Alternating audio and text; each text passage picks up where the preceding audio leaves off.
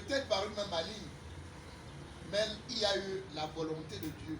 Puisque tout ce qui se passe sous son regard et il a accepté. Nous ne pouvons que vivre ce qui se passe et en subir les conséquences qui sont très lourdes. Nous vous exhortons chacun à mettre dans son actif la reconstruction, de mettre dans son actif les moyens nécessaires. Les moyens sont beaucoup plus. D'abord, volontaire. Ça veut dire qu'il faut d'abord qu'il y ait la volonté de reconstruire dans le cœur. Quand il y a volonté de reconstruire dans le cœur, ceci booste le mental. Le mental est boosté. Et quand le mental est boosté, les moyens suivent.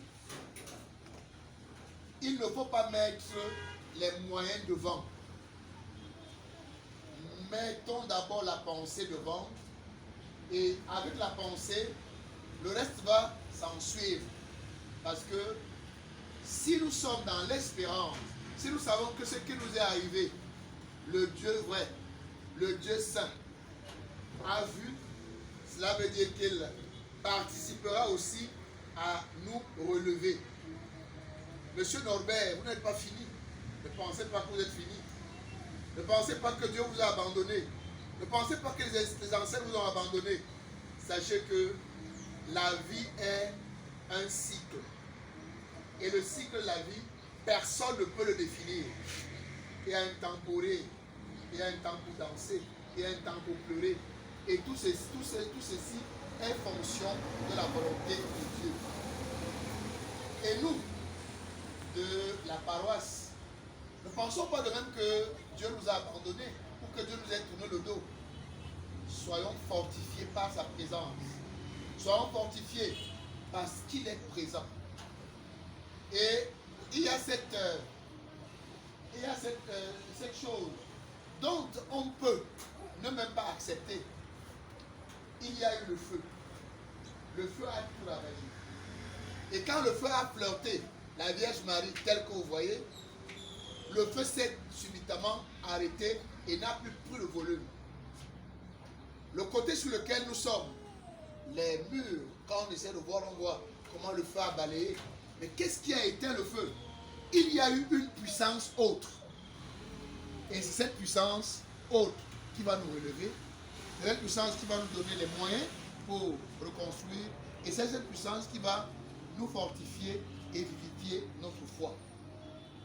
Aujourd'hui, 17e dimanche, nous sommes obligés de porter non pas le verre comme l'exige la tradition de l'Église, mais le violet, parce qu'il y a de la douleur, parce qu'il y a de la peine, parce que nous sommes dans la pénitence, et tout ceci dans une affliction qui ne dit pas de non. C'est pour cela que nous avons décidé, le révérend Père et moi, de revêtir ce violet aujourd'hui pour manifester la tristesse au-dedans de nous. Les Saintes Écritures nous parlent d'Élisée qui donne à manger.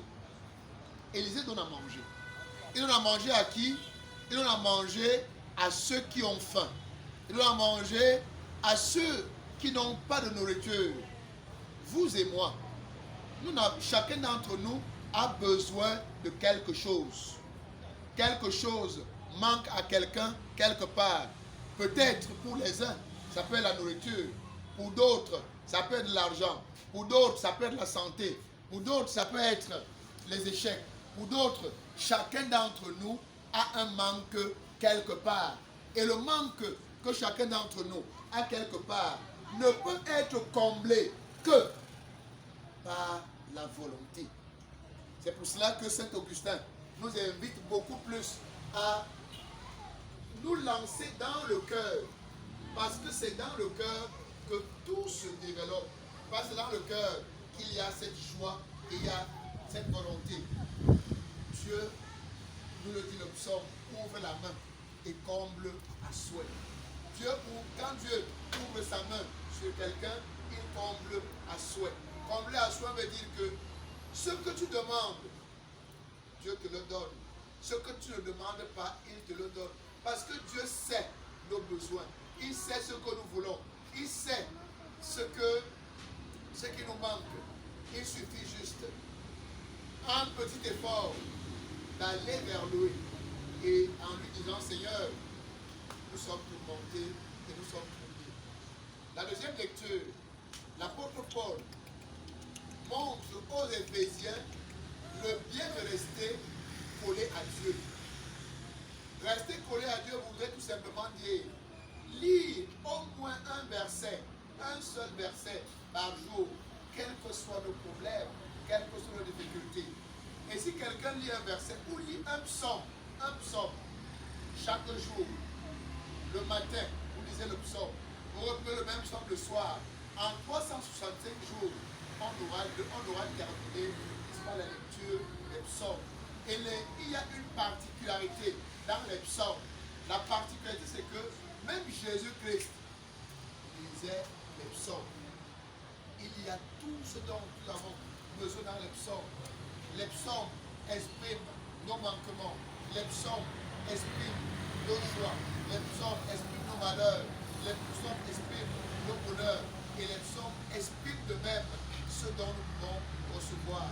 L'apôtre Paul nous demande de rester figé ou fixé à un objectif. L'objectif que nous devons être fixé, c'est Dieu. Tout ce que nous pouvons avoir, tout ce que nous pouvons être, est un passage. La chose la plus importante pour toi et pour moi, c'est le souffle de la vie. Nous avons perdu pratiquement tous les vases sacrés. Tous les ornements ont été brûlés. Tout ce qui servait, les nappes de table, les nappes d'hôtel, les servants de messe et bien d'autres choses ont été brûlés. Et si tout ceci a été brûlé, est-ce que nous avons été nous-mêmes brûlés? Donc nous restons avec le souffle. Et le souffle que nous avons nous permettra une fois de plus de nous remettre. Telle est la volonté de Saint Paul. Le Saint-Évangile, Jésus enseigne. Et il y a beaucoup de personnes autour de lui. Ils ont passé beaucoup de temps ensemble. Et Jésus se soucie de leur état. L'état dans lequel ils sont est lequel? L'état dans lequel ils sont, c'est qu'ils ont passé de longs jours avec Jésus-Christ. Ils ont passé beaucoup de temps avec lui et non pas manger. Jésus se soucie de l'être. Et dans cette manière de se soucier de l'être, il appelle ses disciples leur donner leur à manger. Les disciples lui disent, mais Seigneur, même s'il fallait des millions, on ne peut pas nourrir 5000 personnes. Parce qu'il y a beaucoup de personnes. Et il y a un jeune homme qui a, n'est-ce pas, 5 pains et 2 poissons qui est à côté. Jésus dit qu'on fasse venir. Il rend grâce à Dieu. Et après avoir rendu grâce à Dieu, il dit aux gens de s'asseoir. Tous les gens mangent. Ils sont rassasiés et il en reste. Cela veut dire quoi? Cela veut dire que Jésus se soucie de toi, de moi, comme de l'autre. Personne n'est en reste. Et Jésus nous donne chacun en son temps voulu, en son temps souverain, ce dont nous avons besoin. Voici qu'il y a une foule. Comment est-ce que 5 pains et 2 poissons peuvent nourrir 5000 personnes? On ne peut pas nous comprendre. Mais puisque Dieu est Dieu, parce qu'il est Dieu, Dieu veut que l'homme lui présente ses problèmes. Dieu aime quand l'homme lui présente ses besoins. Dieu aime quand l'homme lui présente ses vœux et ses souhaits. Chers frères et chères sœurs, Jésus a le souci. Ces gens ne savent pas qu'ils peuvent demander à Dieu et Dieu leur accorde. Puisque l'homme, toi et moi, nous avons ce qu'on appelle le doute. Il y a en nous le doute. Est-ce que je vais me le mettre? Est-ce que je vais me le prendre? Mais Jésus-Christ, lui, n'a pas le doute. Jésus-Christ se soucie de l'autre. En se souciant de l'autre, il présente à Dieu ce qui est. Ce qui est, c'est 5 pains et 2 poissons. Il dit à Dieu, nourris tout ce monde. Et le pain est multiplié. Il faut comprendre par là que tout ce que tu peux avoir comme problème, tout ce que tu peux avoir comme difficulté, présente-le simplement au Seigneur. Et dis, Seigneur, voici ma cause. Voici ma cause. Seigneur, voici ma difficulté. Seigneur, voici mon vœu. Ne détournons pas. Jésus nous montre aujourd'hui de ne pas détourner ce dont nous avons besoin. Dis à Dieu, Seigneur, voici ce que je veux. Si tu as faim, dis-lui que j'ai faim. Et j'ai fait un effort. Parce que l'effort que Jésus a fait, c'est de prendre ce qui était déjà. Il y avait déjà quelqu'un qui avait fait quelque chose, qui avait fait 5 pains, qui vendait. Il y avait déjà du pain, et il y avait du poisson, 2 poissons. Nous de même, nous devons faire l'effort. Ce n'est pas en dormant, parce que beaucoup de personnes restent couchées et se disent, Dieu va venir faire tout. Il faut d'abord faire un effort. C'est dans l'effort que Dieu bénit. Dieu bénit ceux qui font les efforts. Et en faisant l'effort, chers frères et chères sœurs, sois sûr que Dieu va te bénir. Et il ne faudrait pas que ton effort soit un effort négatif, parce qu'il y a des efforts négatifs. Que l'effort soit un effort positif. Dieu est positif. On ne rencontre Dieu que dans la positivité. Et lorsqu'on le rencontre dans la positivité, il comble à souhait. Il donne le meilleur. Il donne ce qui est bon. Ce que nous avons perdu, peut-être, était meilleur pour nous. Mais certainement, lui, il trouvait que ce n'est pas bon pour lui. Et à partir de ce moment, il va nous donner ce qui est bien et ce qui est bon pour nous. Nous allons prier les uns pour les autres, afin que le Seigneur nous soutienne. Nous allons prier les uns pour les autres, afin que le Seigneur accorde à chacun ce dont il a besoin. Nous allons dire, Seigneur, nous sommes attristés. Seigneur, nous sommes affaiblis. Seigneur, nous sommes dérangés, nous sommes tourmentés. Il n'y a que toi pour nous relever. Voici que cet endroit a brûlé. Redonne-nous les moyens nécessaires pour la reconstruction. Permets que ce que tu vas nous donner, que nous le mettions vraiment pour qu'il y ait cette reconstruction. Nous allons demander au Seigneur de nous combler de lumière, malgré que nous serons sous ces décombres. Le Seigneur a vu nos cœurs. Nous serons fatigués en nous disant, l'église a brûlé. Bon, puisque l'église a brûlé, il faut rester chez soi. Il y a cette volonté qui nous amène, et surtout, il y a quelqu'un qui me disait ce matin que il y a quelque part, il y a des gens qui n'avaient pas de toiture et qui priaient. Et aujourd'hui, ils sont dans une église confortable. Nous de même, chers frères et chères sœurs, unissons-nous les uns les autres, tenons-nous par la main les uns les autres, sachant que Christ multiplie ce que nous avons, que Christ nous présente au Seigneur et que la Vierge Marie intercède pour que nous puissions nous relever en temps normal. Loué soit Jésus-Christ. À jamais.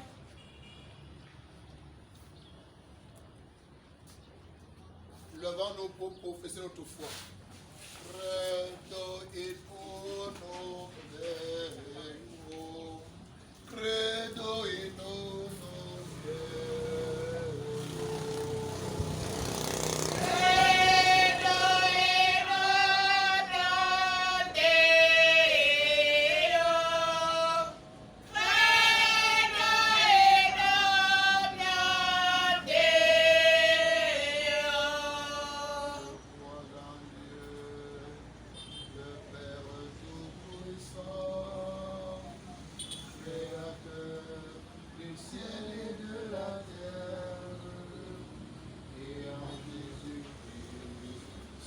Fils unique, notre Seigneur, qui a été conçu du Saint-Esprit, est né de la Vierge Marie.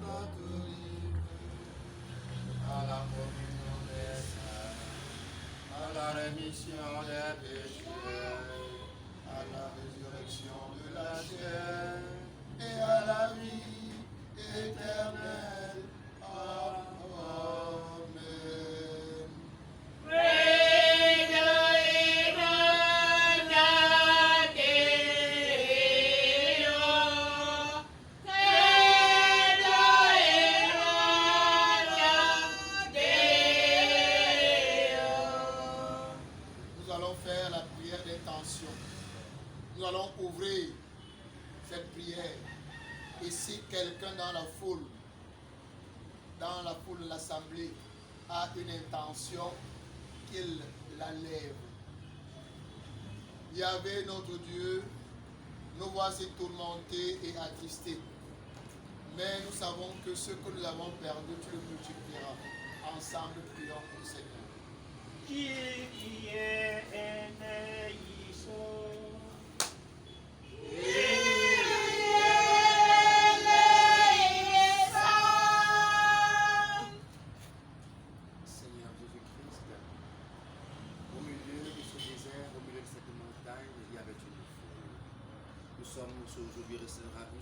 Aujourd'hui, à l'image de cette foule, nous avons faim de nourriture, faim de lieu de prière, faim de tout ce que nous avons perdu, et faim même de toi.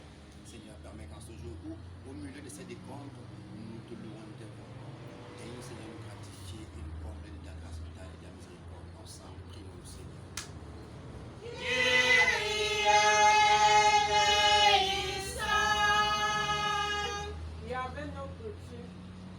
Ton regard flamboyant, tes yeux aux flammes ardentes, tes yeux aux langues de feu.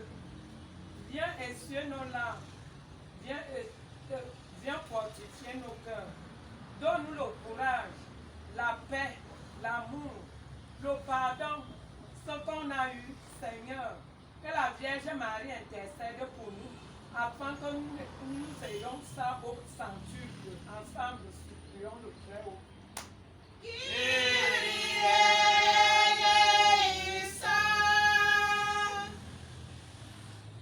Seigneur notre Dieu, nous sommes à l'abandon des hommes, à l'abandon pour la main de l'ennemi.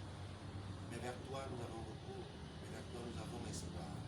Seigneur, daigne comme tu as utilisé Élisée, afin de nourrir cette foule, viens nous nourrir, Seigneur, de nourriture céleste.